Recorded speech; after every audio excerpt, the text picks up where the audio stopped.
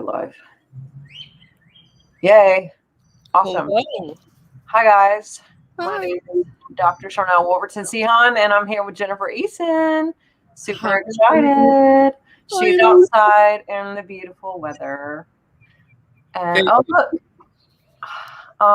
While we are waiting for people to pop on, I see Angel's here with us. Hello, Angel. Hello, Angel. He's an amazing technology guy that I just love.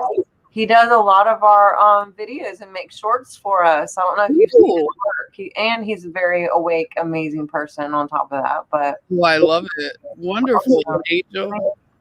So I have a few things that are kind of stirring. And when I get stuff like this, I feel like I have to get it out or I'm going to explode. I know you know exactly what I feel being the prophetic teacher that you are and like getting these downloads from things in nature. And you and I function the same way, I believe. And just watching you so far, like you get things from multiple places and then you synchronize something into this beautiful tapestry. And I have, just for those watching, I've not given her any information on some of the stuff that I'm getting because I want it to be very inspirational, like on the spot, intuitive, and I know it will be. So, yes. But she does know the title, and we both have our green juice. Interesting. I got celery. What do you got? I've got chlorophyll. Chlorophyll. I have this crazy bow tied around it. I was trying to save this bow. I don't know if you do that. I love grow grain ribbon, and I had it on a gift, and I said I want to save it, but I have to iron it. Okay, I'm not Martha Stewart, but it does need to be ironed. Yeah, I mean, who would want a wrinkly bow? That would just be bad representation, you know. That's right. I'm being a Libra, okay? Well, so the title of our discussion today is on redeeming time and also miracles. And I had a couple of really strange events that happened in the last few days that I haven't even got to talk to Jennifer about, but it's just been kind of an insane time. But I was going to like unpack some of that, get her feedback. And then I have some clips too that I wanted to show because I believe that seeing some of these things visually, that's going to give us a little more understanding. So I'm a very visual person to connect with things. And I know you are too. Part of our technology for some of us is, you know, vision, seeing. And so, but I talked to Carrie Cassidy a little bit about this last night. We were up late just shooting the bull, which is a terrible saying now that I said that out loud. Yeah. I know. I have to, you know, catch myself saying things. It's going to take a little while. We have to be patient with ourselves, you know. Why would anyone want to shoot anything? But okay, unless they're a bad guy. But bulls aren't bad. Hey, Valerie's here and Michelle's with us. Hi, Michelle. What's up, Michelle? Good to see you. Oh, I don't have my banner on. Let me fix my banner real quick. Edit. But so what have you been doing while we're waiting for people to pop on? I've been writing a lot. It's a free association kind of thing with my writing, but I go to the old school analog. You know how we joked about going Amish? We've talked about everybody going Amish, and when Sharnael said that, I felt it in my soul. I was like, that is so, because I grew up in Pennsylvania and Philadelphia, so the Amish people are very, you know, close and dear to us, but I so love analog everything. If you've ever watched me playing my record player, and then I have a gramophone, but I love pencils as well. I love paper and pencils. I collect journals and sketchbooks and things like that, but this is my new favorite pencil. So I've been writing, and these pencils are going to turn into nothing after a while because I sharpen them constantly and just keep writing. And so I've been doing that, and it's been helping me integrate, data because I'm visual. And then there's some kind of mind connection with writing, actually scribing. So that is doing a lot for me in terms of these downloads. So yeah, that's what I've been doing today is a lot of writing, catching up on some communications and that kind of stuff. How about you? My dad is officially out of the hospital, so that's cool. Very good. Thank you. I am still agreeing and believing for complete ease in his body because that is something I would really like to have him experience again.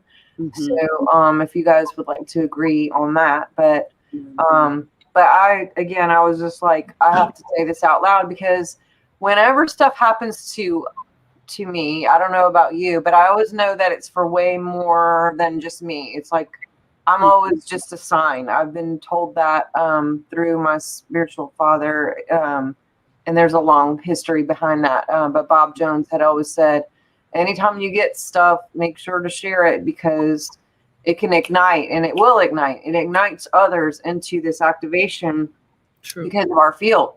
Mm-hmm. And all of us have this technology, by the way. You guys all have this technology. But yesterday, mm-hmm. I had an appointment at 1:00, and it was the only thing that I really had going, unless I was going back up to take my mom to the hospital. And when I got up, I looked at the clock. It was like 7:30. I checked. They weren't having any stuff going on where I needed to get up there. And so I was like, okay, well, I'm up early. I know you're up really early. You're always up early. I always see you. But so I was just like, okay. And literally I looked at the clock and it seemed like seconds go by. And I look at the clock again and 2 hours have passed.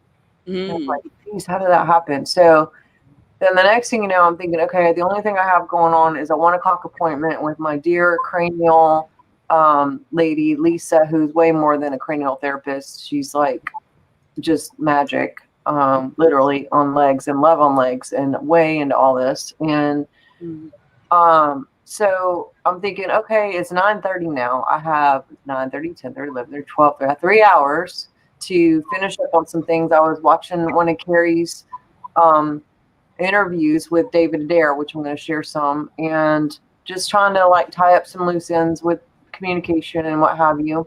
So I feel like I literally looked this way and then looked that way, and it was 12:30. And look, time and space has always been a thing for me. Those of you who have followed me, there's been seasons where time has been missing. There's lots of crazy stuff with that. But let me get out of here. Are you getting feedback? I'm not. Okay. So I'm just like, that's super weird. And I'm like, I was supposed to be leaving right now. So I pop up, run to the kitchen, grab my green juice, my shoes, stick on some coffee. And I'm like thinking I got to hurry. I go back to my room. And when I look at the clock, now it says it's 11:53. It went backwards.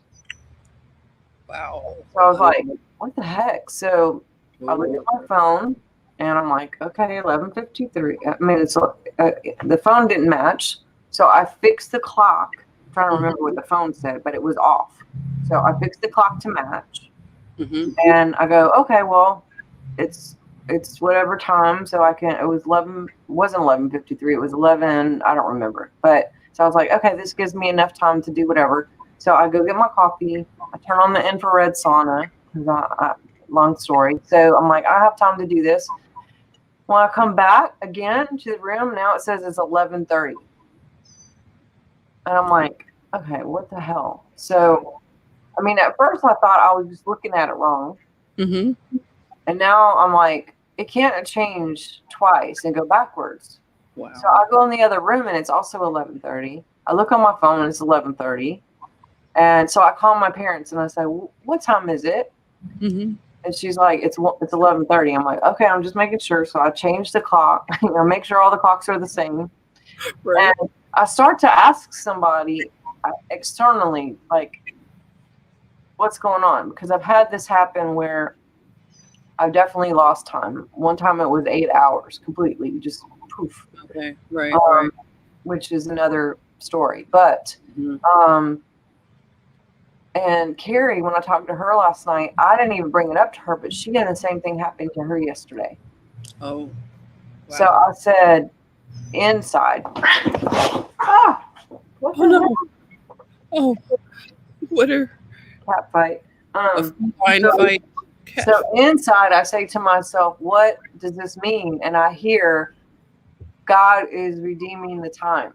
Yes. And then I say, where? And then I hear, where is God? Someone's asking me, like this voice. And I see my cells in my body, and I realize we are redeeming the time, us.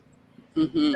Then I start thinking about two things. A thing that happened with Mary Rodwell. Don't let me forget about that. But yeah, put a pin in it. But just a couple days earlier, I went to go get gas, and I was in my Jeep, and I had set my wallet on the back of the Jeep to put gas in, and then I fixed everything, whatever, drove off.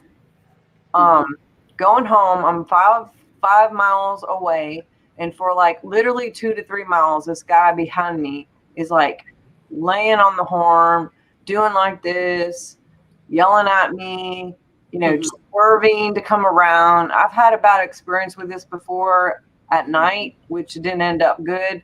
So I wasn't going to turn around. I was going to stop. I'm like, I'm going to keep going. Thank you. And I finally get another couple miles ahead, and I don't know why, but I pull over, and the guy steps out, and he's like, I'm sorry, ma'am. I don't want to scare you, but about 3 miles back, it looked like something fell off your Jeep, and it went, and it like exploded everywhere, and I think it might be your wallet or something.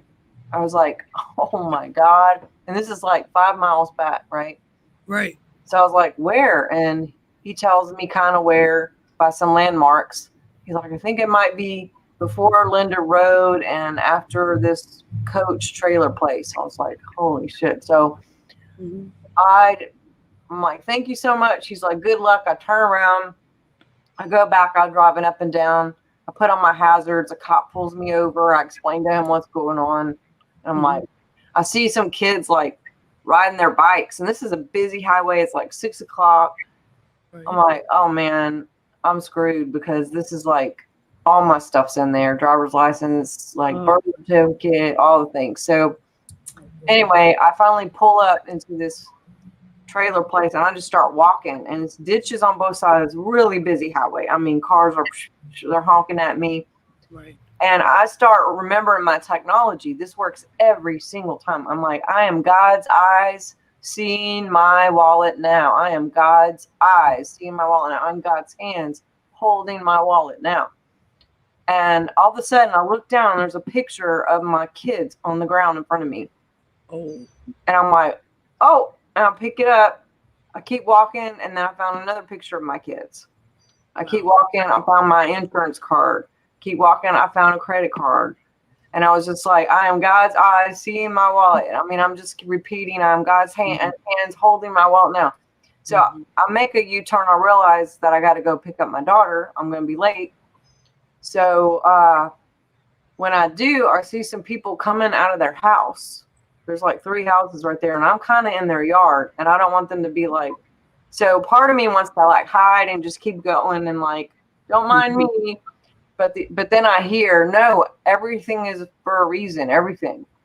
So I go back over, and I'm like, hey, sorry, I'm in your yard. I know this is crazy, but apparently my wallet fell off the back of my Jeep somewhere around here. And there are 2 people in this vehicle pulling out of their driveway thing. And the guy says to the girl, oh, that was a wallet. And he turns around and looks to her. She's like, a wallet? And she says, we thought someone was like weed eating the dishes or something, because we looked out the side of our window at the corner of our eye, and we just saw like an explosion of papers everywhere. And we thought, well, so I don't hear a weed eater, but maybe someone's like cleaning these dishes. Oh. So I was like, oh my God, did you see it? And he's like, yeah, down that way, look across the street in the ditch. I'm like, across the street? Wow. Total opposite side of the road, opposite side of where my wallet even was on my Jeep. Whoa. And I go make a beeline in this busy highway, cross over. I'm walking up and down. I am God's eyes seeing my wallet. I am God's hands holding my wallet. Boom, there's my wallet. Just sitting right there. Yay. Now one side was zipped. The other side was not zipped. Mm-hmm. But my driver's license is in there. And I started walking up on that side, and I found all the things. And I was only missing one thing. So I had to pop in my car, go get my daughter, explain to her what's happened. Came back. She's like, well, do you want me to help you? And I'm like, no, I want you to stay in the car and be safe, because it's 6 o'clock rush hour, 6 o'clock Friday night, boom, boom, boom, all this time. So she's like, I said, but you can put your energy towards me getting back, redeeming everything. She's like, okay. So she's like, what's missing? I said, the only thing I can recall that I know that I can think of is one insurance card for one of the other kids. So she's like, okay. So I start walking and I'm doing, I'm God's eyes, I'm God, the whole thing. Next thing you know, boom, there it is. And I'm like, I'm like, and then I'm walking away and I'm thinking, why am I not doing this for every single thing I've ever lost or has been taken from me? Right. Why have I not thought to do this for anything that's ever been taken or lost, which is all an illusion because everything's energy, right?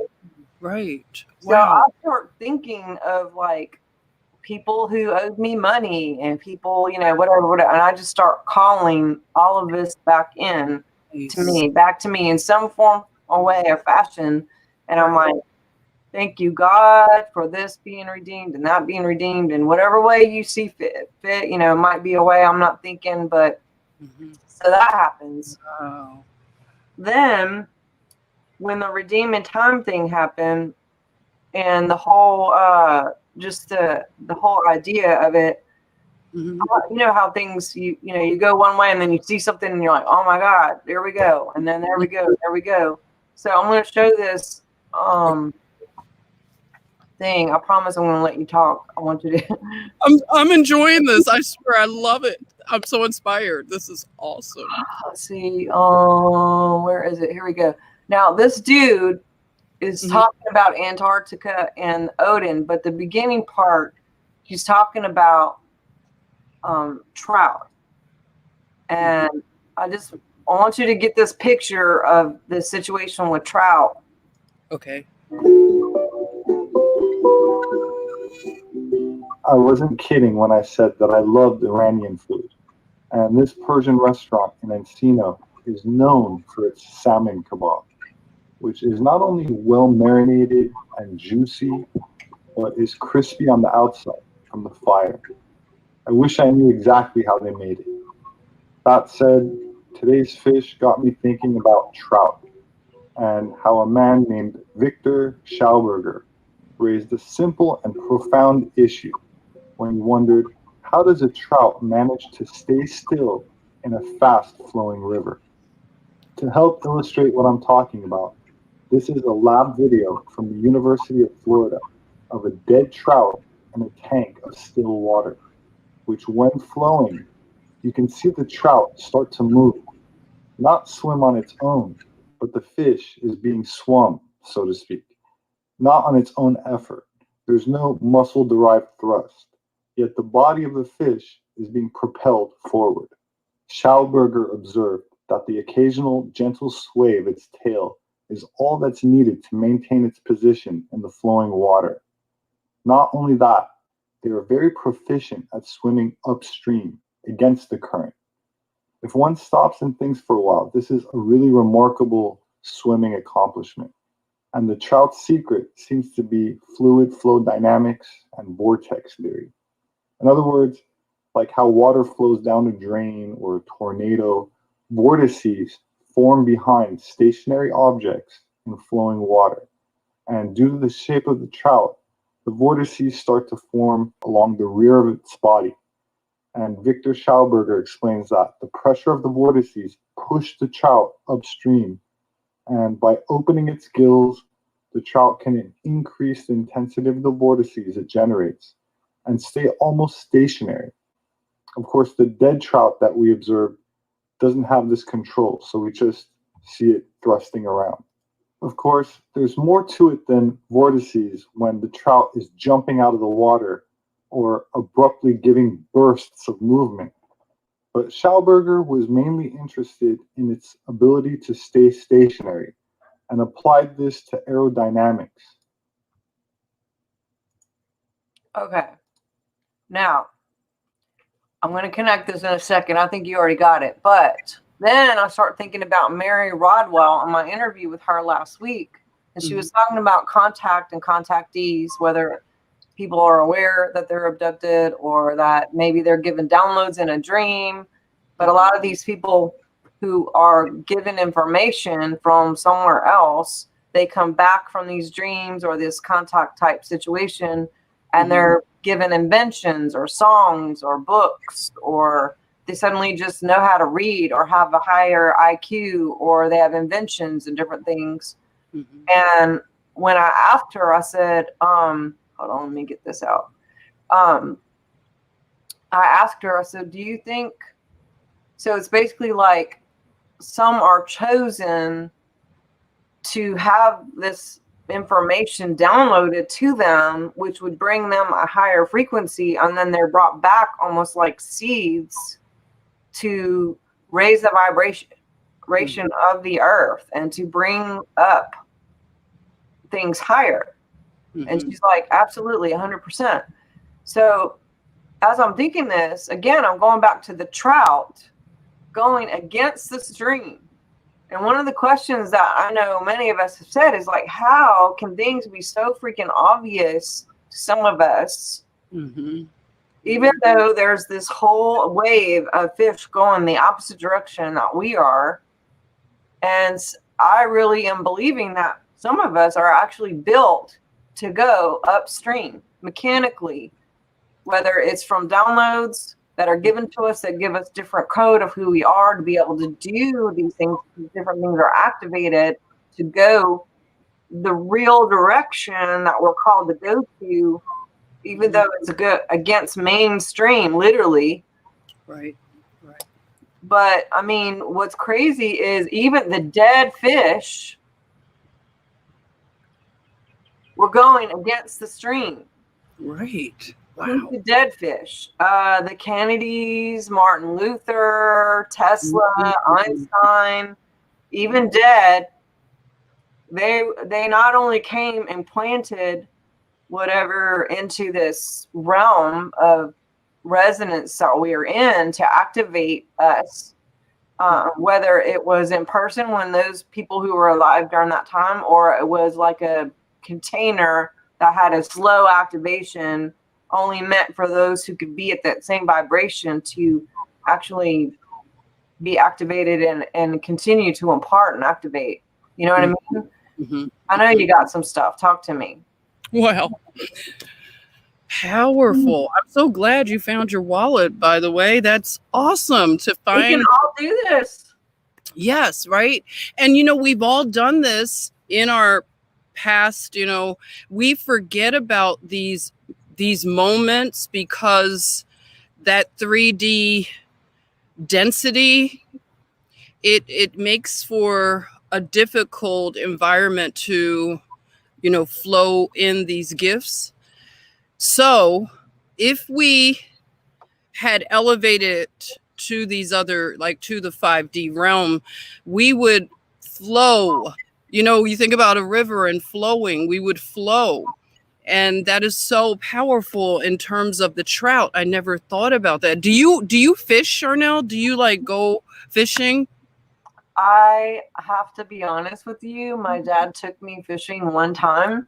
And I have this thing with animals, so I couldn't even deal with like a worm being put on a hook without feeling it in my body and being super uncomfortable.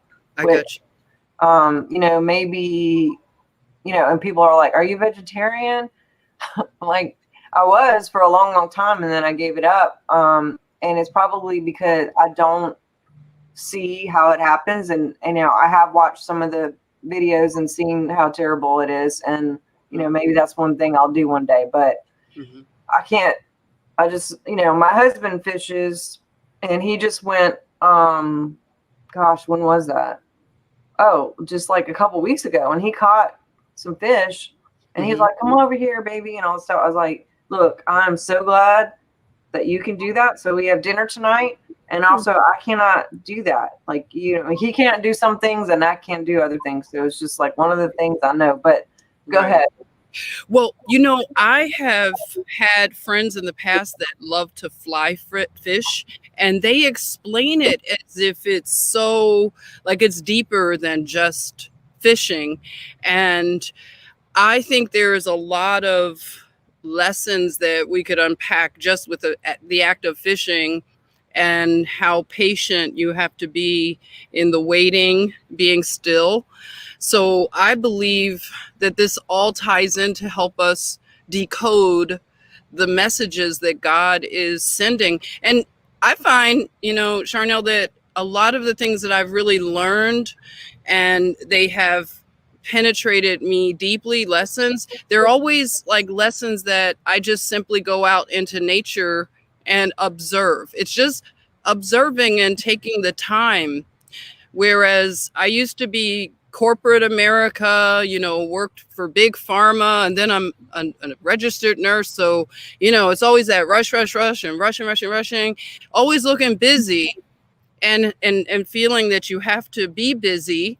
So it's hard to slow down and get on that analog, like I was saying, like going Amish, if we could just use that term, to just get back into our natural mind.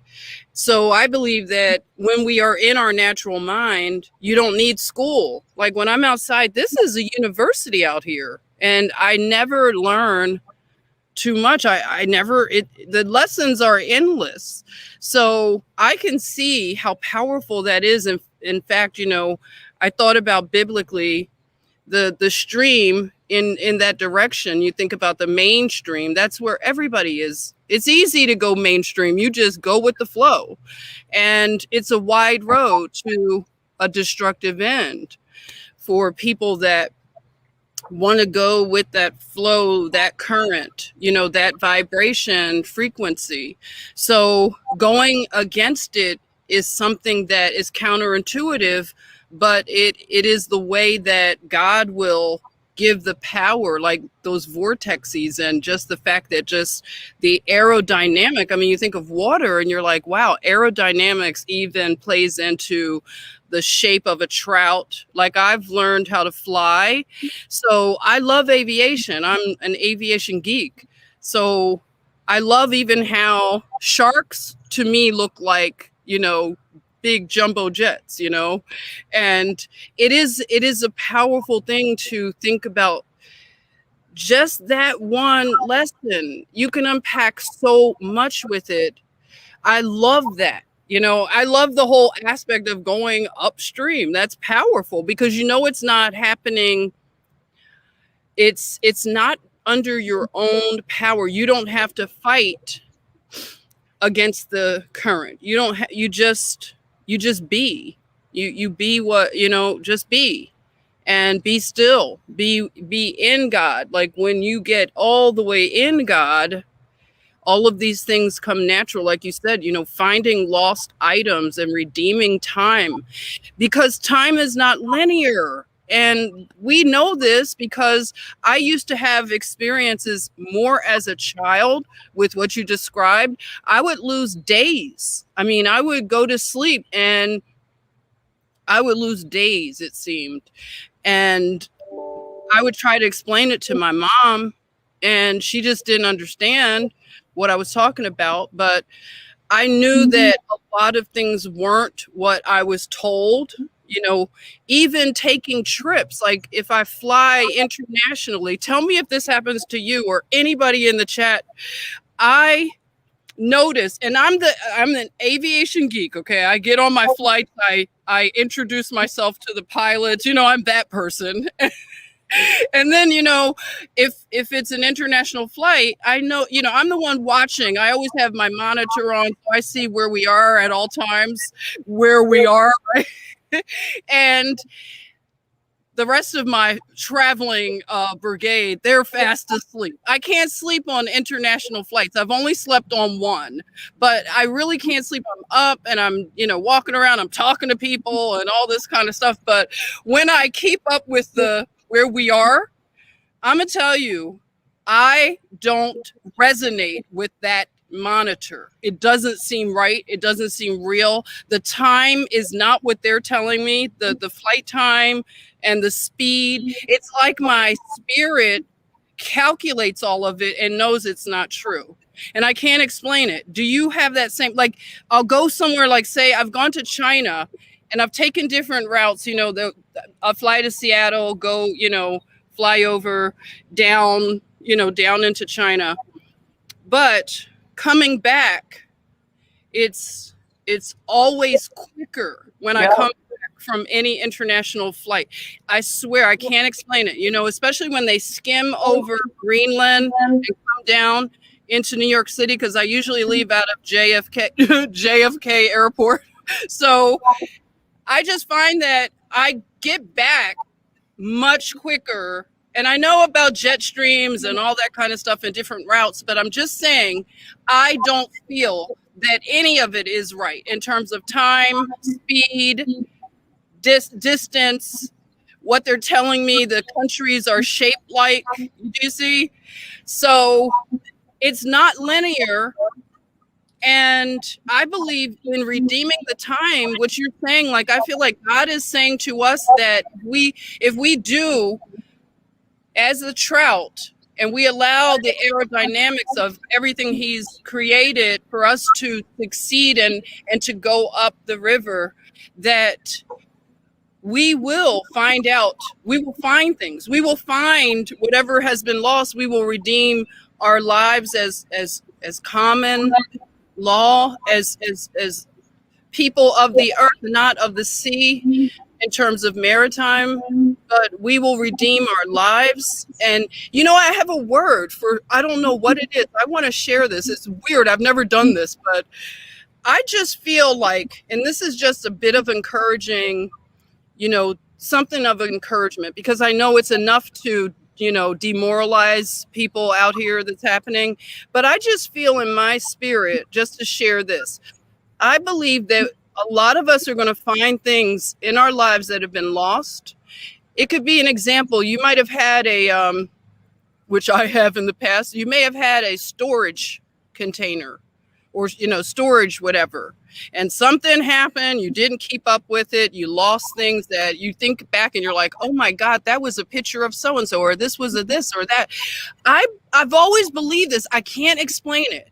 I believe people are going to be reunited with things that are so outlandish. Like, God is about to show us about redeeming the time. And even some things that you may think are material, it's not so much that it's the material. I believe God is going to show us things through examples like that. So that's what I was saying the whole time. I'm like, I know that this happens, that this has happened for me to contact you, for us to release this word, to ignite people to remember, to even realize that they have the technology to actually use their words and their intention and their thought process to call back whatever it is. And like you said, I think that there are things that maybe we don't even remember or know that are lost, that are going to show up, and they go like, oh my gosh, you know, like maybe someone was stealing from you or took something that you don't even know is gone, that was supposed to be yours, and then it shows up in some form or fashion. So I'm agreeing. I'm following you. I really believe that this is an activation, an impartation, and an opportunity for whoever feels like this is for you, to just like energetically grab this and go, yeah, that's me. I'm redeeming time, maybe time lost with family members that have been in strife, or, you know, missed time and or connection, or maybe with a partner. You know, I know with my husband, you know, we were together for 5 years. We broke up for 25. We got back together. And, you know, I went through this whole, like, I cannot believe that we just took like a 25-year recess. And I was grieved about the time lost. And I'm like, there's no time lost. That's an illusion, you know? Right. And Right. so someone's saying inheritance, call that forth. Yes. Oh, yes. Amen, Angel. Yes. That's powerful. You know what? I think I got something that I screen shared and grabbed. Let me find it, because it was something that relates to what you're saying. I hope I can find it. But that is so encouraging. I'm so glad you did this. Like, you acted on that inspiration, because just what Angel Silva said, calling it forth. And that's a really important thing that we want to do, like you did, is calling it forth, because, you know, that's the power of our words. And, you know, that's why they're suppressing our speech, because they know how powerful our speech is, especially when we are light workers and in God. We can speak things as if they are. So they know this about us. They can't create and co-create with God. He doesn't give those good gifts to people that have chosen darkness. Okay. So absolutely, amen. That is so encouraging, because even like what you're saying, I've always loved stories of people like you and your husband that got back together after a period of time. And I know it does seem like time is lost, but it's not, like you said, because I've heard wonderful stories of people getting back together after so many years. Like, they're already elderly, but it is a redemption of whatever that was lost, and the healing, because so much healing comes in the forgiveness. And, you know, it'll just reset if you want to say, the clock, you know? Well, and calling it forth too, not just the words energetically that bring the code into the field to get a match, but it's the idea and the belief within your heart that magnetizes it back to you, because there's code in the heart. There's a scripture that says, guard your heart, for it's the wellspring of life.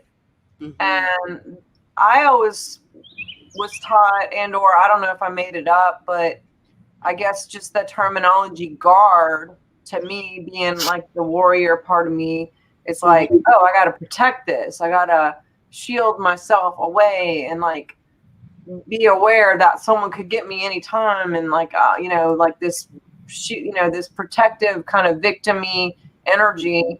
And when I looked up what the actual sentence is, when I, you know, in the Strongs, that word guard doesn't even mean guard. It says to be aware of your heart, for it is the wellspring of life.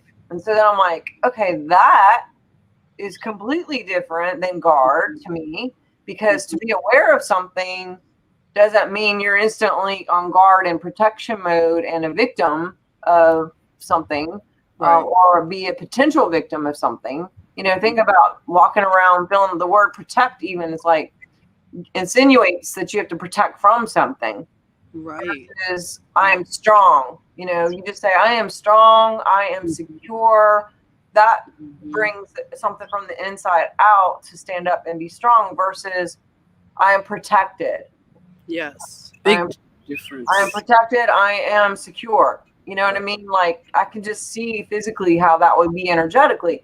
Well, to be, you know, why would God say, be aware of your heart, for it's the wellspring of life? Because he knows the laws of the universe. One of the laws of the universe is you only get what you are.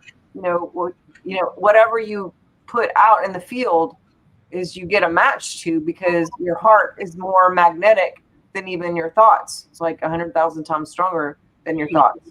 So when this is in alignment, your thoughts, what you're talking about, and what you're feeling. If you put the feelers out there, like, I'm so glad I already have my miracles. I'm so glad my time is redeemed. I'm so glad that I already have this in my hand and I'm seeing this, I'm holding it. The code of I already have it, it lets your body release and relieve and relive. And then the chemistry of that goes into your brain of relaxing. You know, you get out of beta, you slow down, you get into theta, which is more creative. You know, you get into that calm, you get out of like fight or flight and get into the calm nervous system where things are relaxed. And all of a sudden, guess what? You get a match to that. It shows up. Things can't come in the field when you're tight and, you know, protective and like being watchful and, you know, vigilant, you know, versus just things flow to me, you know, the way they should. So I hope that helped a little bit too. But it does. That's powerful because, you know, guarding and protecting and making aware, so different. Like you said, the whole energetic frequency of it.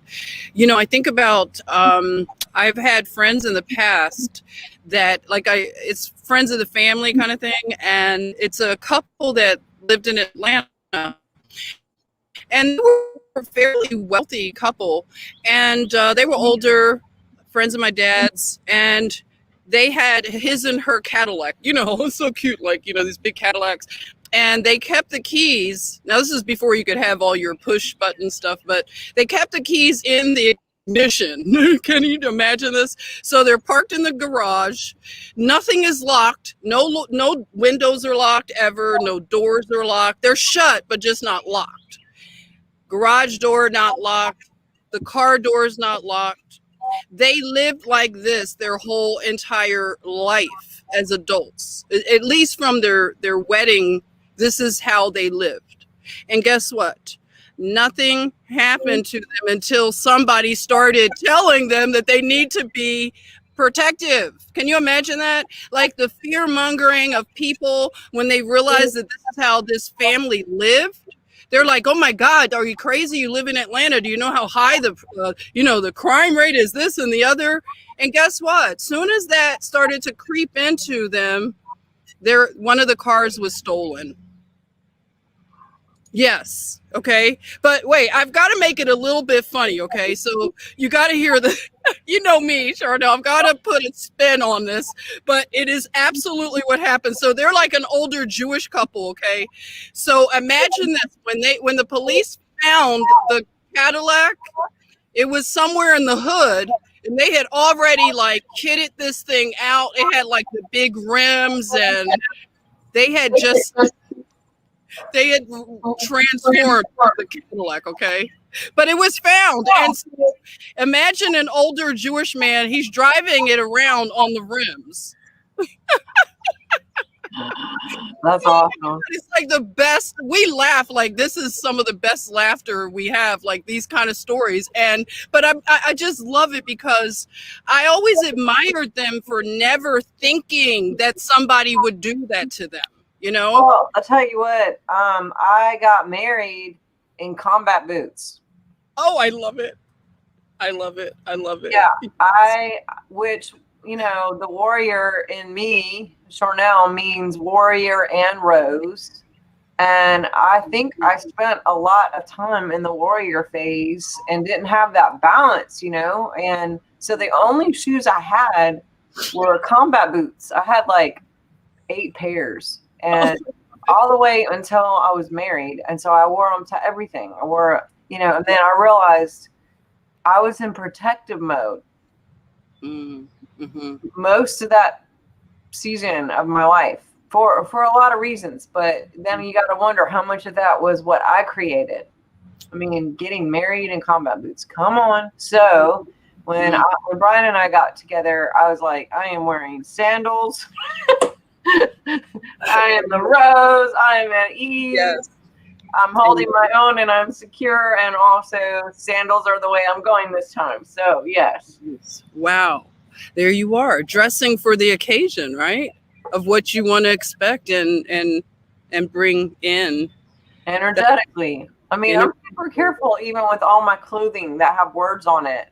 You know, when I do get my nails painted, the people like get freaky because I'm like, can I read, you know, the like it's number whatever is the color. I'm like, can I just see what it's called? Because I don't want anything crazy written on my any energy, even on my fingernails or whatever. Like all my coffee mugs got to be like in Amen. love and the positive and like, you Amen. know, Mm-hmm. tags on everything.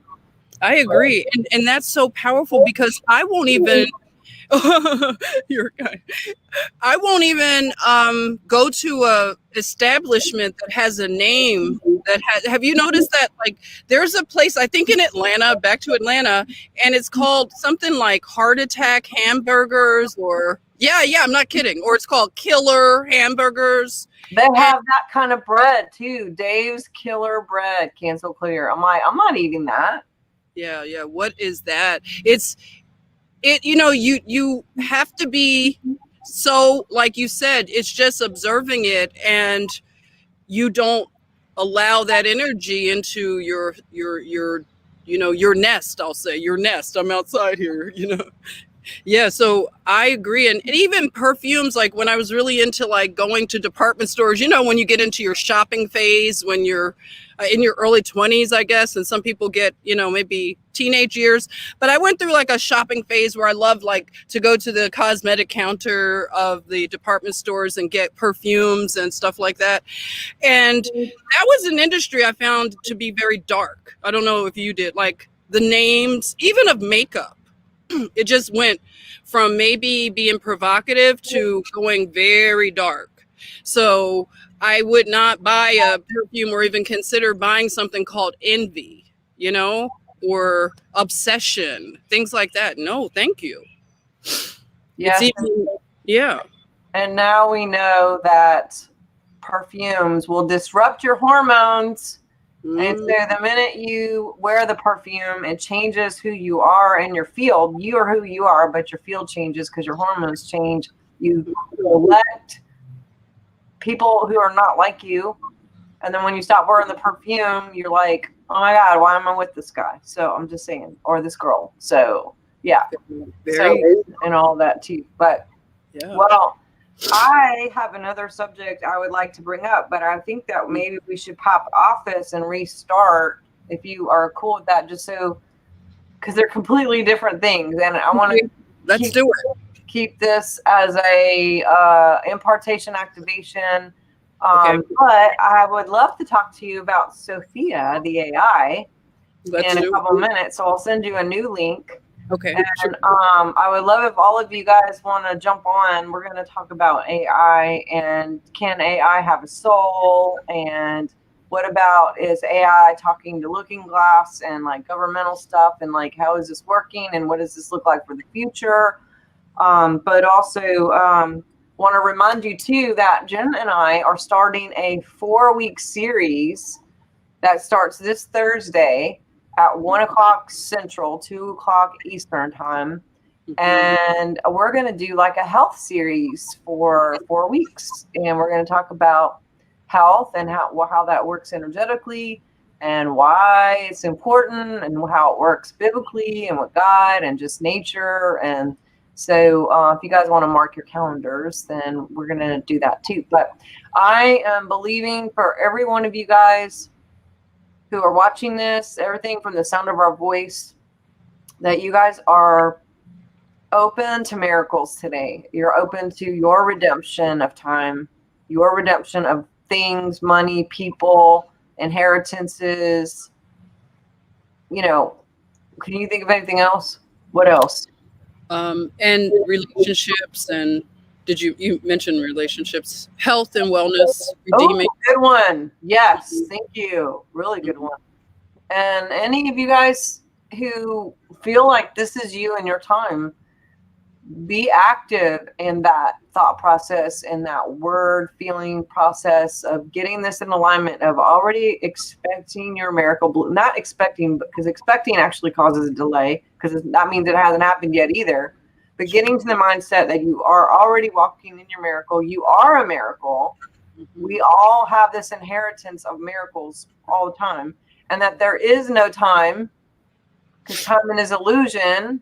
Time is an illusion. So that we are just walking miracles, collecting and magnetizing miracles everywhere we go, igniting miracles in everyone we contact, and redeeming time of being timeless, like limitless.